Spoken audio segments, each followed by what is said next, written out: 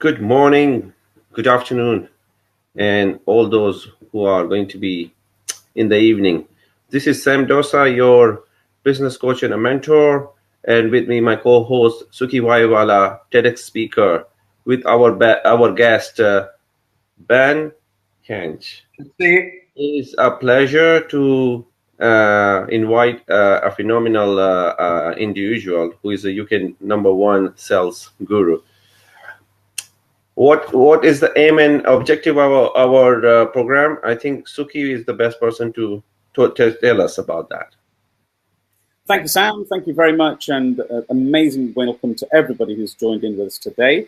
So today we have the unbelievable pleasure of interviewing not only, well, I think firstly I'll start with a good friend of mine, Ben Kench, who's an absolutely stunning personality around the country and the world.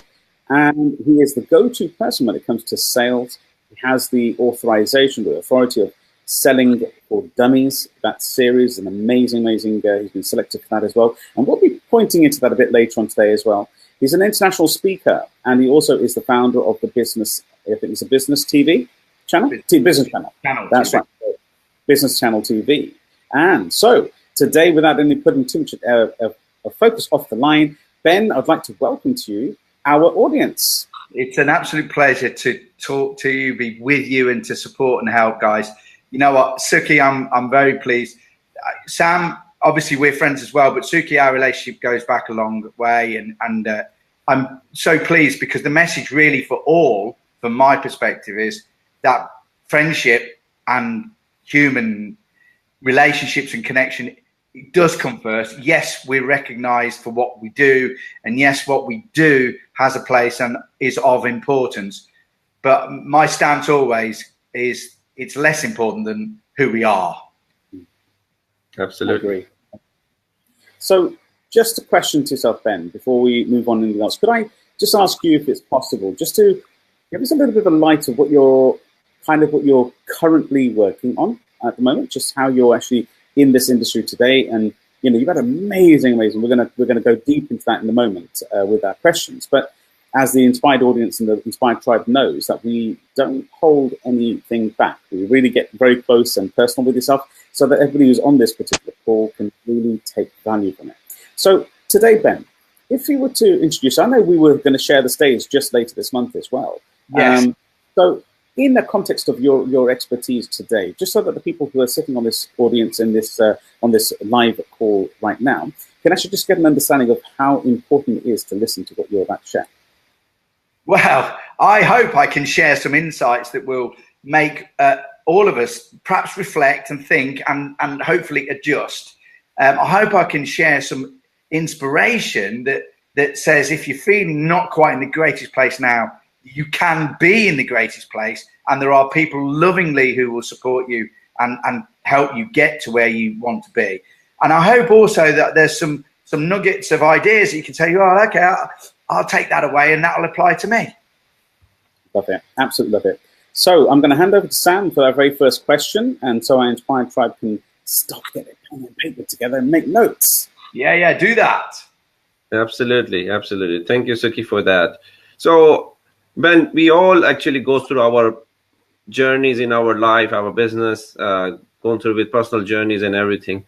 What I would like to ask you is, what is your most significant memory as a child that you feel has helped you as an adult?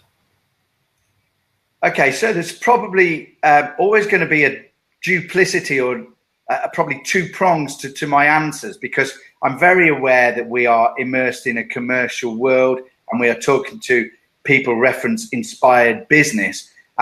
So I'll share possibly the people, human Ben side, as well as maybe the significance of how that impacted the business side. My first significant memory, well, my mother and father separated when I was 9. So to be fair, I don't really remember a lot before my 10th birthday. There are other reasons, I'm sure, for that. But what I do remember very, very definitely is that as a boy of 11, 12, 10, 11, 12, I had no money because it wasn't unique in those days. you know, in the early 70s, there were a lot of poorer people than there are today. But I knew that I could inspire people even then to give me some money. So my first, if you like, business idea, my first lesson, I think, when I was 10, 9.5, 10, my father built for me a push bike. And again, you wouldn't consider that in today's language because everybody's got the wherewithal to buy one, and we've got this disposable mindset, etc. But you know, in the early 70s, a push bike not everybody had, same as not everybody had a car. My father built me a push bike, and of course it was brand new, it was all gleaming and fresh, had the racing handlebars on, and it was just like, wow, because as a kid in a poor village, that stood out. So I cycled to school on it, you know, look at me. And of course, everybody wanted to ride it. And even in those days, the playgrounds weren't massive, but when you're 10, they really are quite big. It's perspective. So I used to sell rides on my new bike around the playground at break time for their tuck money. So instead of them taking 5 pence into the tuck shop for getting crisps and stuff, they'd give it me to ride this new racing bike. So I guess that was my first real business and it taught me then that if I'd got something others wanted, then I'd be able to be all right with it myself. Wow. That's quite an amazing story. It reminds me when I was young and my father said to me, I need to sell door to door. He was a perfume maker, and he used a special perfume for back home. And it is usually used in sort of a variety of places where people use that. And he asked me to go door to door to sell those. And that was my memory, which clicked with your memory and is all about, you know, giving service to others. What do you think? So what do you say about that? You know, I feel, to be honest, it was a very, very similar experience for myself when I started selling football cards. But going back to yourself just a second, I'm just noticing that there's a massive, beautiful correlation to anybody who's got some kind of success. They've been through some kind of adversity at some stage in their life. And that's what particularly the Inspired Tribe is looking for, because we are looking for inspired business journeys. Does that make sense? And Ben, you're absolutely in this context for me. So if I can ask you a favor about, just because we're very open on this particular show, and we have a really loving sort of connection with everybody actually on the call itself. And what we'd like to ask you is a simple question: that do you find, it's just a quick question to say, do you find that actually our failures in life or our blockages, or as you were just mentioning just a moment ago, you said it was about, that wasn't the done thing to have as many bikes as you wanted, or, you know, just coming up there, like the children of today said, I want a bike, and we tend to buy them the bike. Your dad built you a hand-built bike, which was so beautiful as an idea. I can remember specifically when we had plenty, but when I wanted a bike, it was basically, we used to sell bikes in the shops, and what my father then did said, no, you can't have a new one, but you can have one of these, which we're going to make up from 2 broken ones. And I went, that's amazing. So I was very much in that same loving sort of like adoration, more importantly, respect for my product.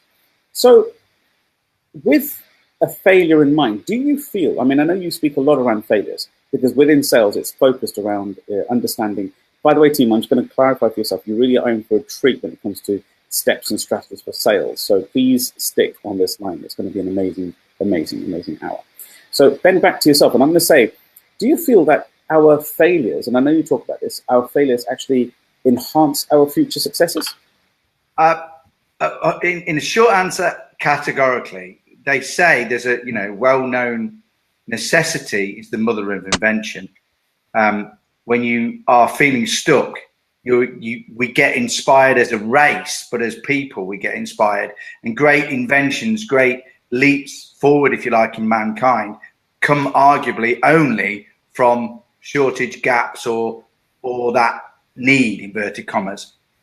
And so necessity being the mother of invention, we get inspired moments in times of challenge. And in fact, I've learned to welcome challenge, and I share this with my clients when I'm in sales. Ironically, Suki, as you pointed out there, it is the one industry where you do extremely well, but if you get 75% no's, You get massive rejection and you're still successful, which is ironic compared to nearly every other trade, where if you failed that often, you'd be out the door. But the need to create is inherent in the human spirit, and therefore, when we're in a time of hardship, if we recognise that that's an opportunity, it's just a wonderful, wonderful time.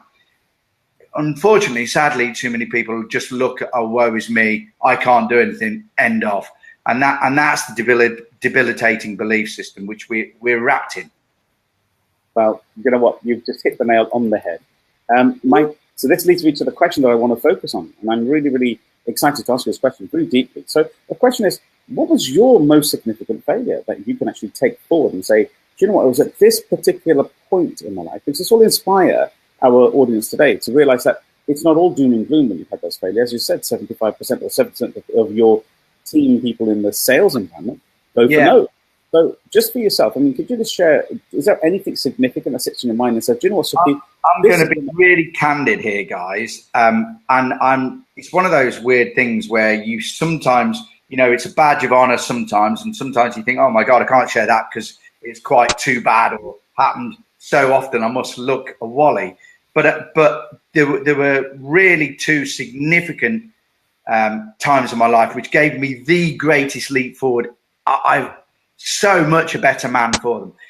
Business failures, if you like. But when I was about, oh God, when was it? It'd been 89, 90. I set up probably a bit later than that, but I can't remember the exact year. It must have been around the millennium, actually, 99, 2000. But I set up a business which was my heart and soul. It was nightclubs, it was parties, it was what I believed every younger person wanted to do. Just to fill out the story a little bit, I'd been very successful living in Spain and Tenerife. I'd sold a lot of holiday property. I'd sold a lot of beer when I had a bar, nightclub. But what I sort of learned was people away from home acted differently than people at home. There's a huge psychology of freedom and release in which the true spirit of the person comes out, sadly, evidently bottled too much of the time in their normal life. However, what I learned was that people would go crazy in nightclubs like mine, but because they were in Tenerife, not in their own nightclub in Milton Keynes. So I came back and set up a business to take people clubbing in different cities so that always they could be in that go wild and get maximum enjoyment because it wasn't their town. It didn't go as I thought it should. And it was a very painful time for me after a year and a half, 2 years of building it. And then I had to face reality. I had to provide for my family.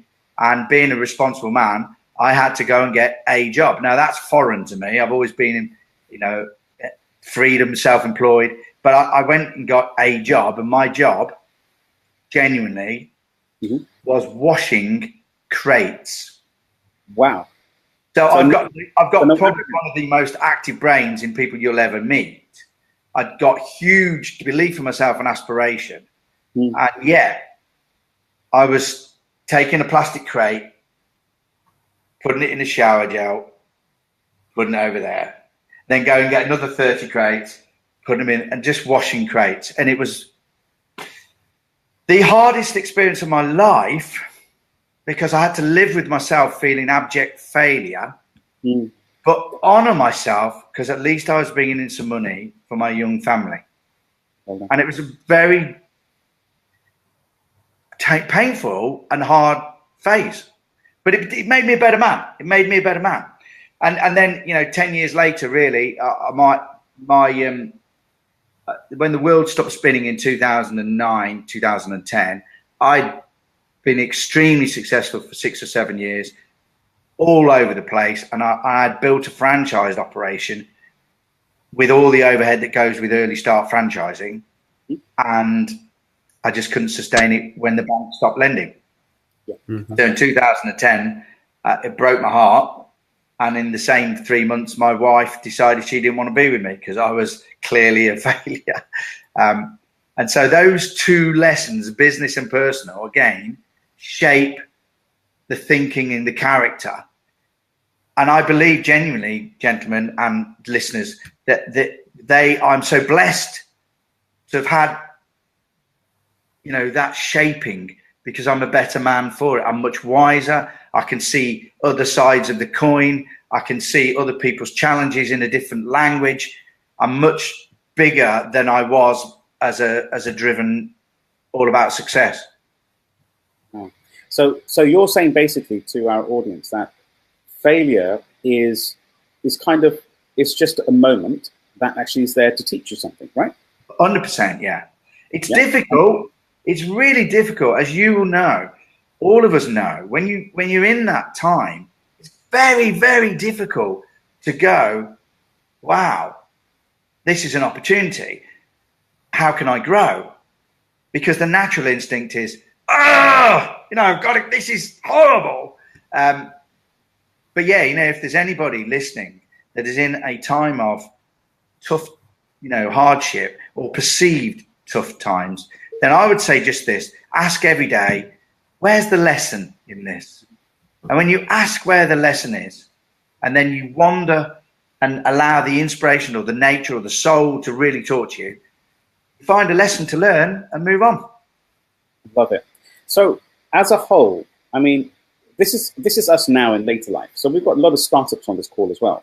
And those individuals who watch this again and again. Now, my question to yourself is Ben, what do you feel that a startup environment or somebody who's just starting the business journey can take from that? Because, we come from an area, Sam, ourselves, both yourself and myself, come from a space of what we call experience, yes? So for a startup, how can they translate what you've just shared there for them to grapple and move on and kind of keep confident and keep on going relentlessly? I think as you would endorse, both of you, but people in our sphere, what you don't know is where it's what you don't know in business is where the magic is. And unfortunately, we have a culture that it's great to believe in yourself and be entrepreneurial, but I think it's sometimes overcooked, and we ought to come back a bit, say none of us ever are complete. So we get further faster if we share that journey with a mentor. And so first and foremost, for anybody, anywhere starting out in business, find a mentor that will help you, and somebody that's, shall we say, more mature in years, because there's no substitute for another 30 years.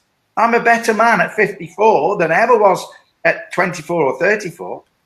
And, mentoring, if you get the right person and they're not full of ego, they can share that. And if you're open to learning, that I think is the most important bit. But equally, if you're starting out, I don't want anyone to say, oh, well, it's bound to go wrong because it always does. I want everybody to believe it can go and will go right. However, for it to go right, I probably need to listen and learn more than just live in that self-belief. That is so powerful. And this will lead on to a question which I'm going to give to Sam in a moment, which Sam will go on to run. But this obviously now means that we have to pull our ego out of our way, and also how beautifully you said it, that you need to be able to communicate with yourself, but also other people. Is that correct? Yeah, absolutely. We were always taught to talk to other people. We're not taught to listen. We're taught to push our opinion across instead of understand others. And we're definitely not taught to listen and be still to ourselves. Brilliant. Absolutely. So Sam, you've got a beautiful question to ask Ben as well. So Ben, we a lot of people now, everybody in the business or in personal life, we're talking about interpersonal skills. Well, interpersonal skill is a variety of things which compose of one particular skill. So in your view, what interpersonal skill and why people have to use it specific for their business or for their personal purposes? Well, I don't know about you, Sam or Suki, but do you sell ever to a machine? Never. We may feel like it. We may have an interface that is a machine, but at the other end of that web screen or telephone or across the desk in that meeting, it's always a person. Mm-hmm. Therefore, if you're selling to a person And this, you know, I teach and passionately care about the business and sales process. But it's no good learning just selling if you're selling to a person and you know nothing about people. So I think that's the key ingredient ever. Why aren't we learning and teaching people skills? Because the other bits are supplementary, not core. Absolutely. No, absolutely right.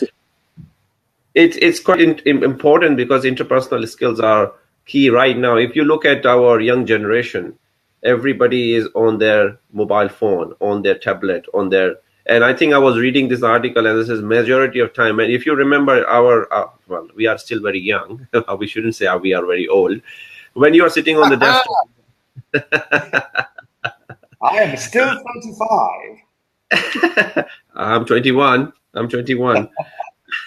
So in regards to, but if you look at it, we used to focus on reporting when we were supposed to sit down and write the report, and we were very focused on reporting. We were never used to put on like if there is a phone coming in, we let the phone take the message.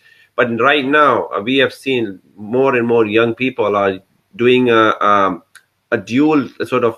I think know how they are managing it. But if they are using their phone is always next to their desk, using that as their feed of social media or something like that, and then focusing on their work. That is quite a dynamic change or paradigm shift right now. And a lot of people are happy with doing that, but certain people are not actually focusing on one skill set, which we need, who like in young children and young generation, we need them to focus on something to understand exactly how everything works, because there are a lot of failures and they are getting disheartened that, oh, why I've been taken away from my apprenticeship, because a lot of people are going through with this sort of dilemma at the moment.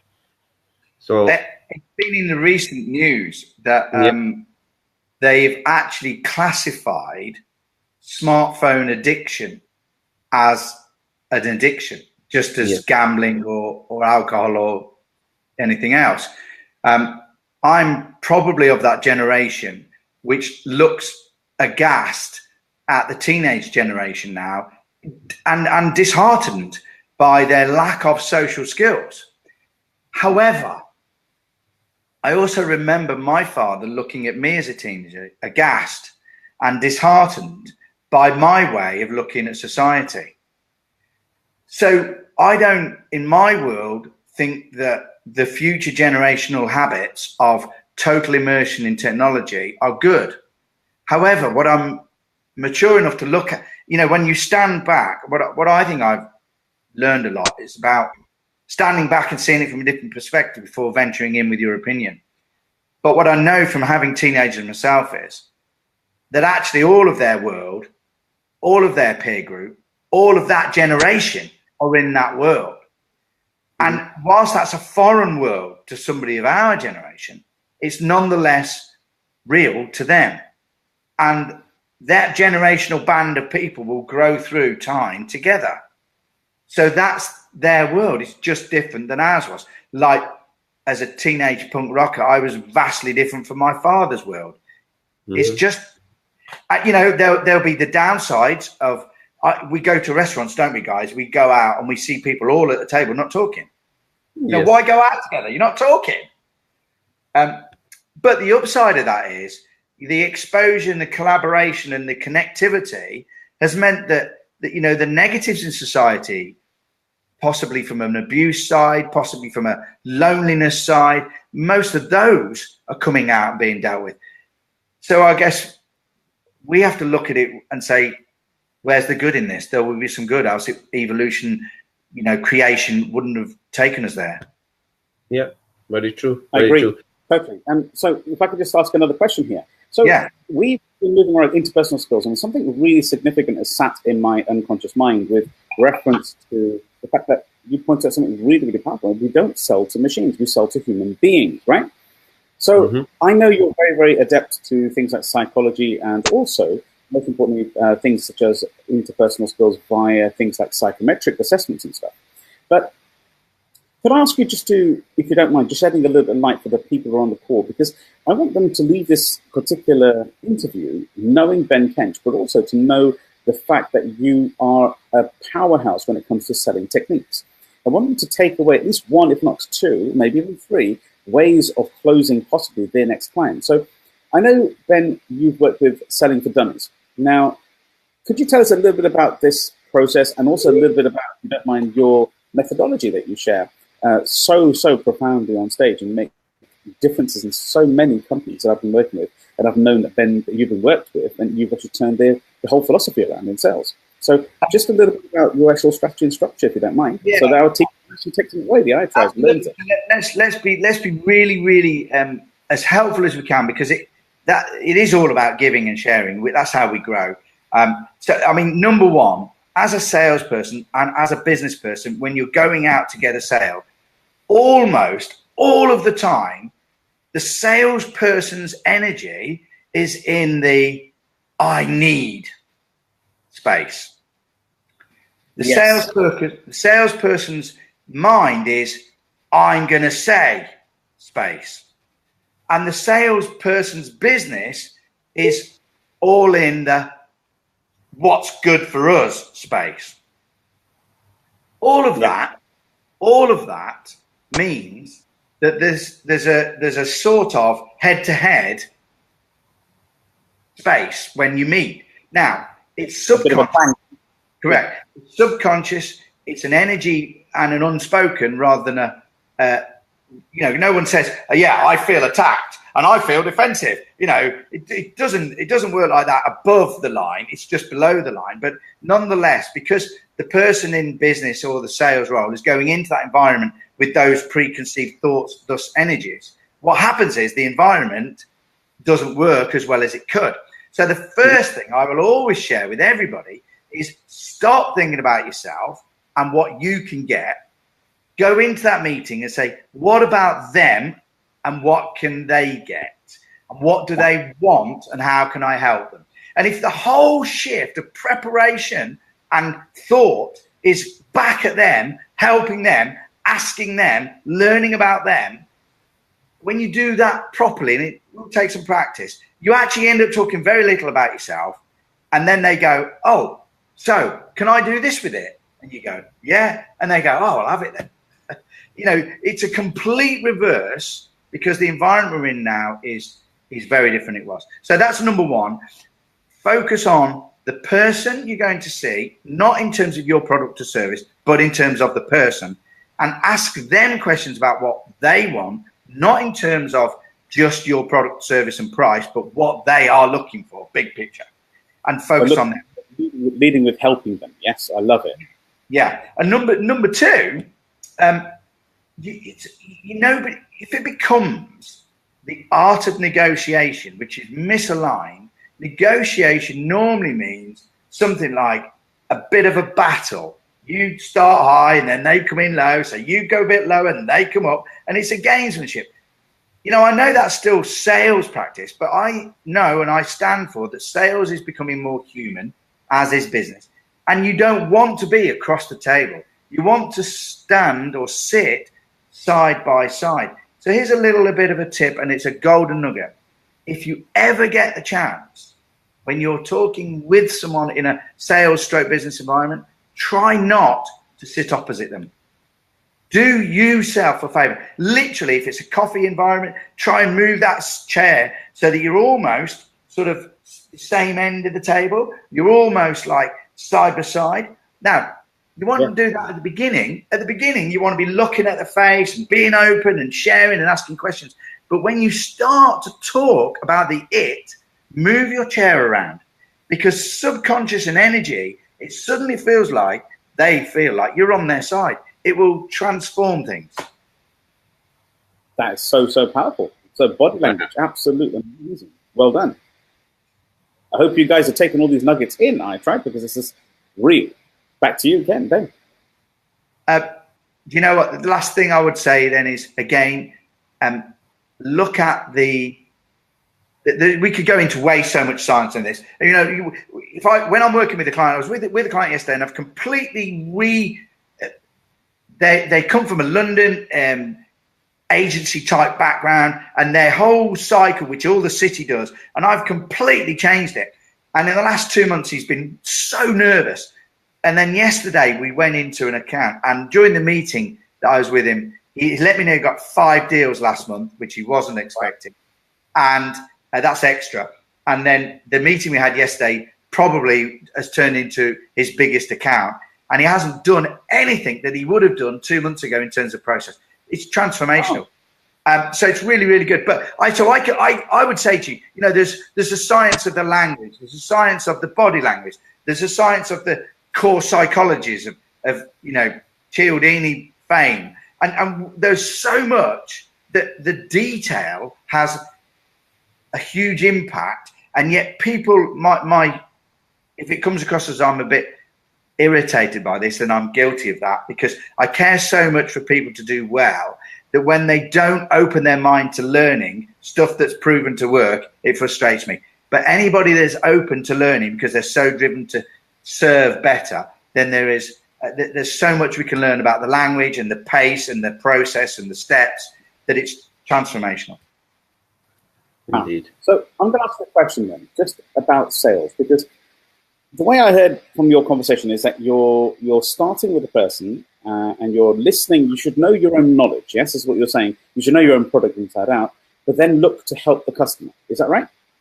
Oh, it's the only reason we're there. In traditional sales, you're only there to get an order, but actually you're only there to serve, in my book. And if it doesn't really work for them, then you shouldn't be selling them. But to know that it really works for them, you just blooming got to listen. Hold on. Well, that's just so powerful. And after listening, you've got much more chance of sort of like actually helping them. That's right, yeah. So a deeper question. Now, we touched just a moment ago. Sorry, we got slightly distracted there in my thinking now. But you speak about energy, because I've heard you as well. And I know that you're understanding about the energy transference and the psychology behind actually getting a sale. So do you believe any kind of flow that the energetic feeling around sales, etc., has to be a specific type? It's a bit of a deep question. There's a reason for this, because I think we need to understand that how can we actually turn around and synchronize the selling industry, but also connect it with our warmth of actually understanding human beings, because what you said, we don't sell to machines. I mean, are there any singular sort of tips that you can give our audience here today? Yeah. It's trying to condense it into, you know, there's so many. We've put you on the spot. Every environment, as you know, is so different. You've got to be conscious. The danger is that people learn a technique and then they go in and do that technique, and actually for that person it was the wrong technique, and so the skill better, rather than to learn what to do, is to learn how to identify what is needed. And that is the greatest skill. So do I know if you are a fast talker or a slow talker? Well, if I listen properly, I'll be able to tell by the way you reply and consider your answer before you do. If I've listened properly, then what I've just picked up on is you think carefully about everything. But if I've listened properly and you're shooting off and you're fast like me, then I've got to adjust to be fast like you. And what about if you see risk or don't see risk? How would I know that? Well, I've got to ask some questions to tell me what your risk profile is.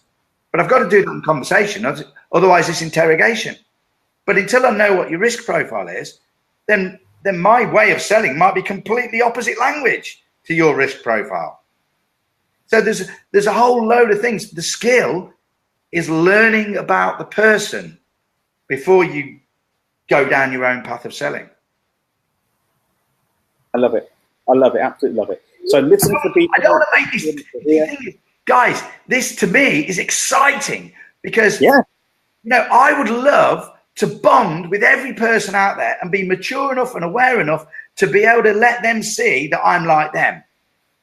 But at first glance, we don't get that, and we have to engineer that. The excitement is, wow, imagine it if I could connect with every person, because we become friends as well as business colleagues. and so some people interpret the knowledge as, oh, it's just too much to learn. I can't learn that. It's too clever. It's too heavy. I'm not thick. I'm not bright, or whatever. You know, some people turn off about the learning straight away. And I'm trying to say, make it exciting. Yeah. Now, one thing I found the very first time we spoke, Ben, and this is obviously many years ago, but when we sat and we spoke about some software, and I think at that particular time you were involved in a particular software, and I'll tell you now, the one thing I did receive on a recipient, and I've never shared this out in public, but we're friends, so I can share it if it's okay. I felt a very strong sense of what we call I am bothered, and also an openness of what we call vulnerability about you as a human being, as a person. And you really had just an interest in getting the solution that would work for me in hand. Now, there's an art to this, which is what you said earlier on. But I just wanted our audience to understand that when they are with a salesperson, when they are with a customer, I mean, is there a space where you can actually be a little bit more open and vulnerable? Is it before they build rapport, or is it after they build rapport? You know, that kind of thing. So is there anything you can just give a quick... In the learning of what it takes to increase your connection chances, it's very definite that so in my head, before I'm engaging with someone, I want to know if I can trust them. How am I going to learn if I don't know anything about them? Because my trust has to be based upon some knowledge. That's human brain pattern. So as a person, I'm liking until I'm shown something I don't like, but I'm not fully trusting until I'm shown some things that give me confidence. Therefore, if that's a human pattern, your buyer is thinking that when you see them tomorrow. Your next sales presentation is thinking, I like you, you seem trustworthy, but I don't know that. You know, it could be an act. So subconsciously, they're looking for signs to let them go, oh, they're all right. So if you build in the openness, the exposure, their brain says, well, he didn't have to tell me that. Therefore, it's probably being honest. And more than that, people like themselves. So when there's that perception of commonality, like, you know, this guy on stage is also a real guy. He's got kids that he fights with and parents he falls out with, and he has a wife that he loves but also can't get on with something. He's real, just like me. Wow, yes, because we're all the same. And when that comes across, when there's no airs and graces, we've got to move ahead. The stuffy, starchy old boys city is dying. And if you can embrace that humanity, connectivity, openness, and, as you say, Suki, vulnerability, it just increases that liking factor. Beautiful. Sam, to yourself, thank you very much. Yeah. Absolutely. Yeah, vulnerability is quite important, because that's create a rapport with people. And it allows you to be human. Otherwise, we become robots. That's becoming a machine-to-machine talk. So let's get started on AI. Let's not start that one. No, completely different conversation now. Absolutely. So in regards to now, because we are going through with a very interesting discussion and question and answer back and forth, and you are sharing amazing wisdom and your golden nuggets about how you create a business and how you are working. So in review to that, what advice you give to an individual who is starting a new business? Also, you can understand there are a lot of changes going to be happening from coming out from the workplace as a 9-to-5 and security of the salary coming in to becoming an entrepreneur. What advice would you like to give to that person, individual who is starting a new business? So it's interesting this, because I've got as some of you may know, my son is 16, just left school. It's compulsory further education for 2 years. But of course, the issue of university and further education, 18 to 20 odd, comes into play. Now, and I don't want to sound contentious here, but if I am, then I am, because I have two very strong views on that. And so I've shared them with my son and his friends. Firstly, I absolutely, passionately believe that we all do well when we learn more. Learning is not the issue, but going through an academia that is possibly, arguably out of date by very nature of the fact that it had to go through such a long process before it was taught, that it's already 4 years old because it's approved stuff from 5 years ago. So Yes. arguably the very process of academia is out of date, and arguably the people doing the teaching are theorists, and that isn't quite the same as people who are experienced from a practical perspective. So the knowledge itself is flawed in two ways. But the biggest thing, why do we want to push our youngsters into debt? Why aren't we teaching them to live debt free, to manage money, to make their own way? Why are we pushing them culturally into debt? This government spin that says when you've got your degree, you go out into the workplace, A, you're guaranteed a place, B, it'll be a higher rate. That is bollocks. It isn't the case in the real world of employment. So why are we pushing our youngsters into debt? Personally, I'm going to take my lad out and teach him the real world of business from someone who's walking it, not just talking it.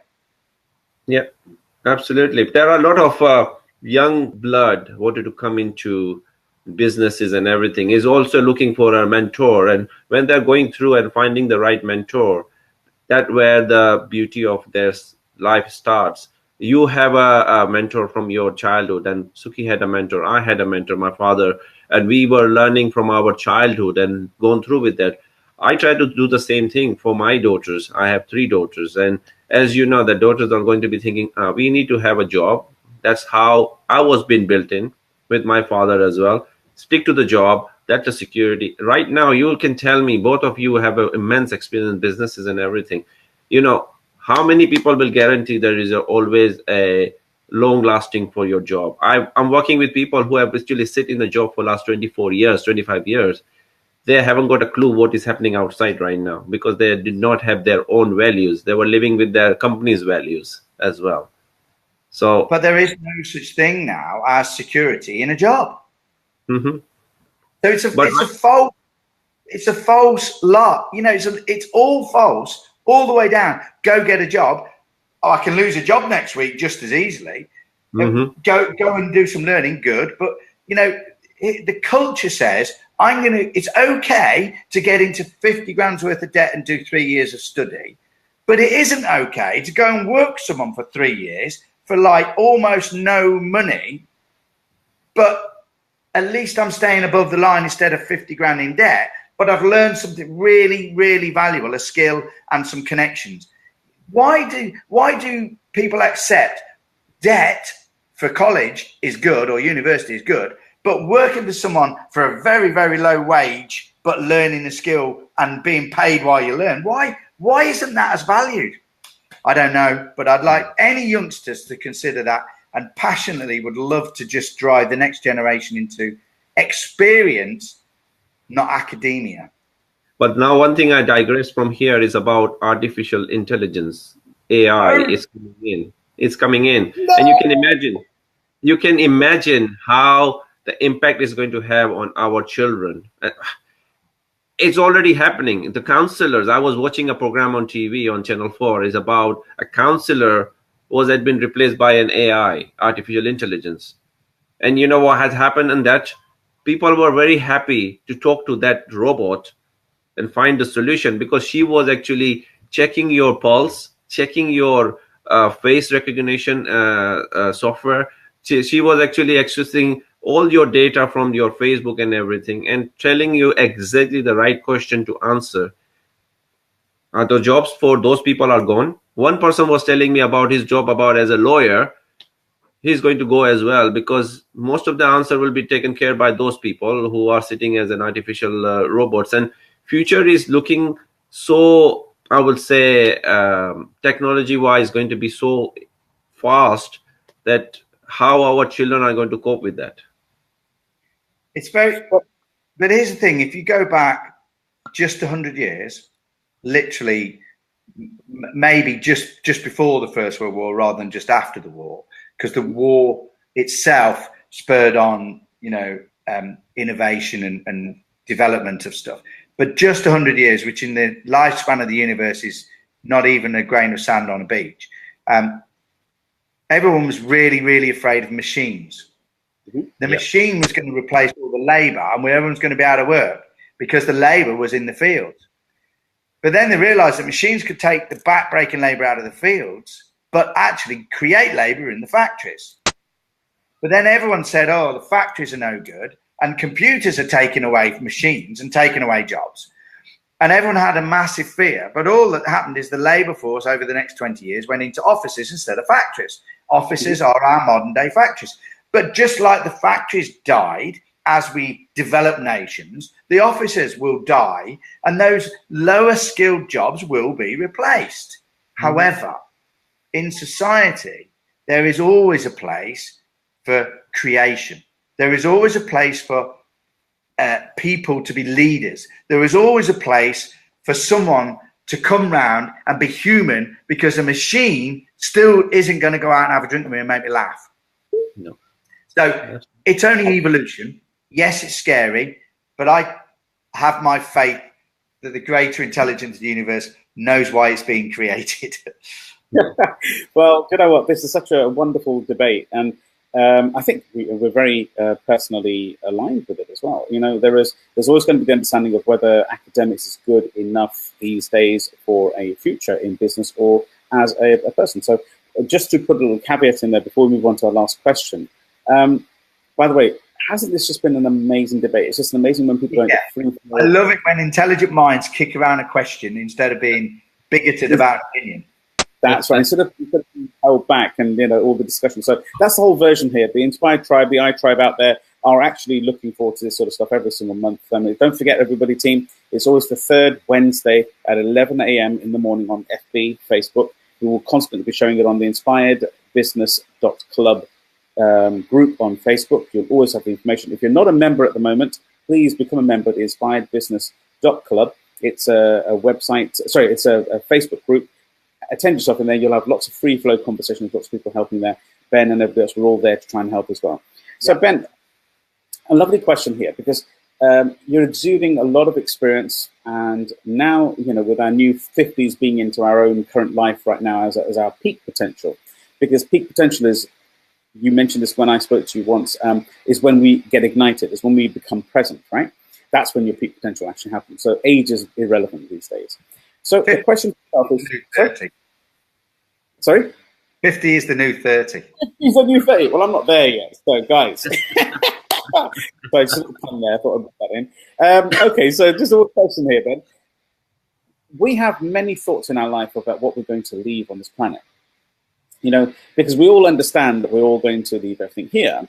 And I don't want to leave it on a morbid point. I want to leave it in a more of a positive, vibrant point where I'm going to leave it all here. So what specific would I leave here? So in your own words, what would you like to be known? What would your legacy be? A legacy of Ben Kench, that the ultimate sales coach and the sales mentor and business mentor. So tell me, what would Ben Kench want to be known for? What would your legacy be here on this planet when you leave? Because we are going to leave it one day, and we want to leave something positive. Yeah, so a wonderful question, and one that it's not that you focus on it, but I am driven by it. One day we're going to die. I want that to be as far down the road as possible because I enjoy every day. But at my funeral, I would like a lot of people to be coming to say goodbye, because it would prove that I've done something right while I'm here. And what do I want that right to be? A man of love. I am a man of love. It matters not one squat to me if the house is 26 bedrooms in a 4-acre plot and I'm worth 10 million quid. So what? It ain't going with me when I leave this body. However, if I've created a legacy that's left money, that's educating people, loving people, supporting people, if that money is going into, homes for the homeless, or protection for the battered, or education so we don't suffer abuse, or an education program that stops, you know, bigotry, or wells that create water in the desert, or any one of 1,000 million other projects. Money is brilliant, but in my humble opinion, it's absolutely created so that we can spin it around. I get lost mentally when I see people who are very wealthy still creating more and sitting on what they've got. It says a lot about their inner being, personally, but my legacy will be a man of love that enlightened a lot of people and changed lives. Wow. God bless you, because I'm very much aligned with that, Ben, and that's part of the reason why we're such great friends. Because we really are everybody should think about what they're going to do here, because that's the real message we've got. That's our inner calling, and that's what we're supposed to be here on this planet for. So traditionally here on the Inspired Business TV, we always obviously thank, without a doubt, Ben, you have been absolutely amazing for us today. But before we close off today, I just want to say, is there anything else you would like to share with the audience today?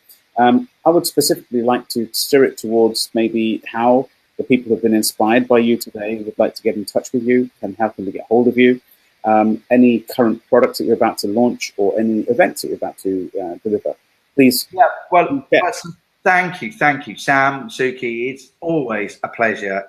I love you both as guys, but to serve is where the real value of living is, in my perspective. So I still have to live as a mortal body on this world, and therefore there's a plan, and I think my plan is for me to reach out to more people and to change more lives. And if what I've been given as a gift for people in selling or commerce, then anybody who's in that business space now and feeling they're not driving enough sales and not therefore enough cash, and they're feeling the pain of enough cash, then you know, reach out to me, ben@benkench.com. If you just go to benkench.com, there's a way you can get hold of me. There's free video and stuff on there.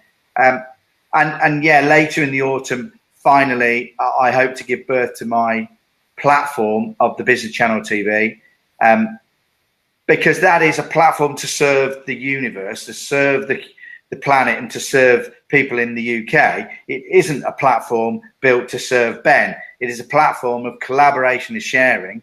But in the meantime, right now, anybody got an event, need a speaker to inspire the audience? Contact me, Ben@benkench. Because if I can go on stage and inspire somebody, or I can have a meeting with somebody that's struggling in business, then that is what I was born to do. Well done. You know, that's so warming for us to hear that. And there's one question as well. Do you have any events or any programs happening very soon that maybe people can get in touch with you with? No, is the answer. I've got a moving house. Yes, that's your focus right now. Right now, I am surrounded by boxes, and I'm moving house. And then the beginning of July, it'll all settle down. But you know, sensibly, July and August, it's a regroup phase. I'll have a lot of time free if anybody wants to get together and help their business grow. And then we kick off in September with the channel and all the events that will spin off that. So watch this space, September onwards. Brilliant. So we may actually, audience, the team, the Inspired Tribe, just in case you're thinking, how can we make this work in future? You never know. Ben, myself, Sam, we might turn up with a new product to the market and actually bring it in sooner as well, so that you can actually have maybe the 10 steps or a sales program that we can actually deliver. So one of the other brands that we have is called, it's around sales. So we'll focus on that and have a think about that, Ben. So Sam, have you got a few last questions and words? And I'd like to thank everybody for being on this particular interview with the amazing Ben Kench. You know, honestly, our hour is not doing him any justice. If you see this man in person, he is nothing but magnetic. The words, more importantly, if you ask a question, I've never seen Ben shy off the question. So he's just one of those sort of guys who just really has the experience that's in there. And from the bottom of my heart, Ben, I'd like to thank you for being here with us and sharing your pearls of wisdom.